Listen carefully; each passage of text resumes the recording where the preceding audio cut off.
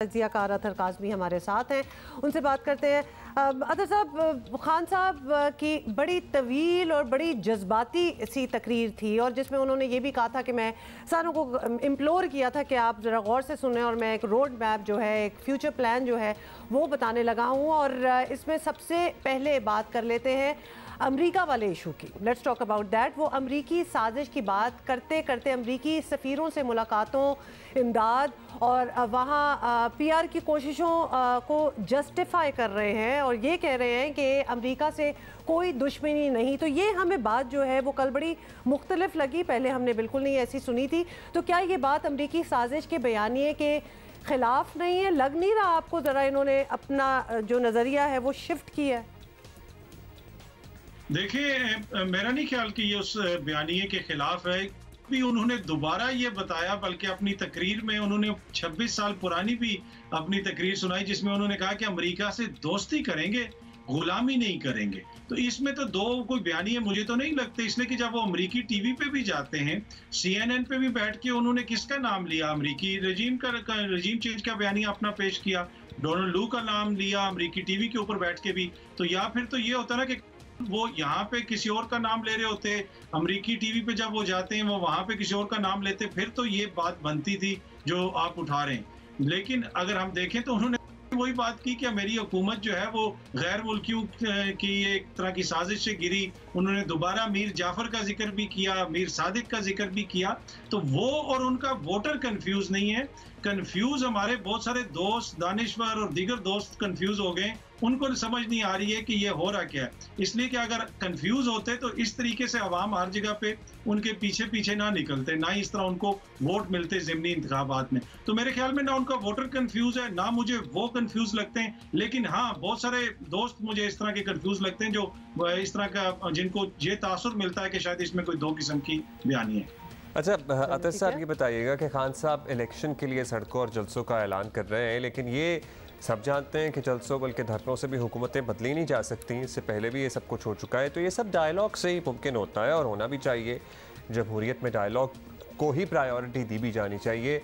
लेकिन खान साहब डायलॉग के लिए तैयार नहीं हैं, तो फिर कैसे दबाव बनेगा नए इलेक्शन के लिए?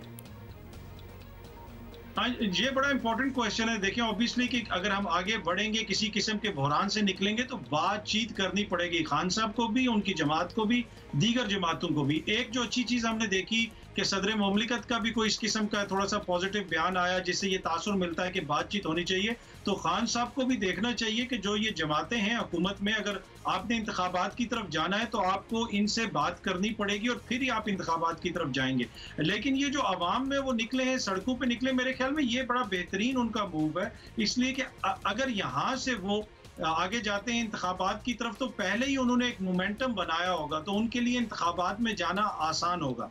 और दूसरी मैं आपको खबर भी दे देता हूँ कि दूसरी ये तैयारी है खान साहब की। खान साहब ये समझते हैं कि अगर उनको नाअहल कर दिया गया, तो ये जो वो एक तरह से स्ट्रीट को उन्होंने मोबिलाइज किया, अपने वर्कर को मोबिलाइज किया है, तो फिर सियासत को सड़कों पे लाने के लिए, उधर से कोई लॉन्ग मार्च करने के लिए या उधर से कोई एजिटेशन करने के लिए पहले ही वो उन्होंने ग्राउंड बनाया होगा। तो दोनों सूरतों में वो ये समझते हैं अगर हम इंतखाबात की तरफ गए तो ये सारी जो कैंपेन अभी मैं शुरू करने लगा हूँ ये काम आएगी। अगर मुझे नाअहल किया गया तो फिर अगर हमने स्ट्रीट, जिसे आप कह सकते हैं सियासत करनी है, एहतजाज करना है, तो फिर भी ये मूवमेंट काम आएगी क्योंकि मोमेंटम पहले ही बना होगा। चलें, ठीक है, बाकी सब कुछ तो आपने समझा दिया। अब ये भी बताएं कि मीडिया के किरदार पर खान साहब जो है वो बिल्कुल कंफ्यूज नहीं है। He is very clear on that. नाम लेकर कहते हैं कि जो मेरे मौक़िफ़ के साथ खड़ा है या खड़ा था वो ठीक है, बाकी सब लिफाफे हैं, ज़मीर फरोश हैं और किराए के टट्टू हैं। मतलब बहुत कुछ कह गए वो।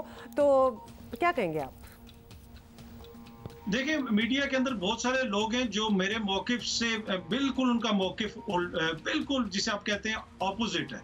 लेकिन मैं आपको यहाँ पे बड़ी अपनी ईमानदारी से बता सकता हूँ कि ना वो लिफाफा लेते हैं, ना वो किसी के कहने पे, उनकी वो अपनी अकल समझ के मुताबिक करते हैं। तो हर किसी का अपना नजरिया होता है, हर कोई अपनी अकल समझ के मुताबिक करता है। इस ऑब्वियसली जब आप इस तरह जर्नलाइज करेंगे, सारे मीडिया को कहेंगे, तो वो कतन भी किसी भी सूरत में आपके हक में नहीं हो सकता, वो बात नहीं जा सकती। आपको देखना चाहिए, हाँ अगर कहीं पे कोई शिकायत है, किसी से कोई गिला है, वो जरूर करें। हम कोई मीडिया के जो लोग हैं वो कोई आसमान से तो नहीं उतरे, हमसे भी गलती हो सकती है, तो यकीनन जरूर गिला शिकवा करें। लेकिन ये तासुर जो है कायम किया जाता है अक्सर, और मुख्तलिफ हल्कों की तरफ से कायम किया जाता है कि ये इसने लिफाफा ले लिया, उसने किसी के कहने पे कर दिया। भाई इस तरह नहीं है। बहुत सारे सहाफ़ी जिनको मैं जानता हूं जो इमरान खान के खिलाफ बात करते हैं, वो अपनी अकल समझ के मुताबिक करते हैं। बहुत सारे ऐसे हैं जिनको मैं जानता हूं जो उनके हक में बात करते हैं, वो भी अपनी अकल समझ के मुताबिक करते हैं। तो मेरे ख्याल में इस तरह एकदम से जो जर्नलाइज किस्म के इल्जामात कतन जो है ना, इससे कोई फायदा नहीं होता, इससे कोई फ़ायदा नहीं होता। आई होप के समझ जाएं, आई होप समझ भी जाएं। एंड ऑल्सो अगर कोई क्रिटिकली एनालाइज कर रहा है या फिर कोई टफ क्वेश्चंस पूछ रहा है, तो उसका मतलब बिल्कुल ये नहीं है कि ही इज अगेंस्ट हिम और for somebody else. Critically analyse करना और सवाल करना तो हर किसी का हक है। तो वो भी तो थोड़ा सा अपनी इस पॉलिसी पे पता नहीं, आई वंडर कि इस स्टेज आज ज़िंदगी पे खान साहब चेंज कर सकते हैं अपनी आदत के 2-3 सहाफ़ी जो उनको लगता है कि उनका मौका पेश करते हैं, उनके अलावा किसी को, आपको पता है दावत भी नहीं होती उनकी, प्रेस कॉन्फ्रेंस जिसे वो कहते हैं उसमें आने की।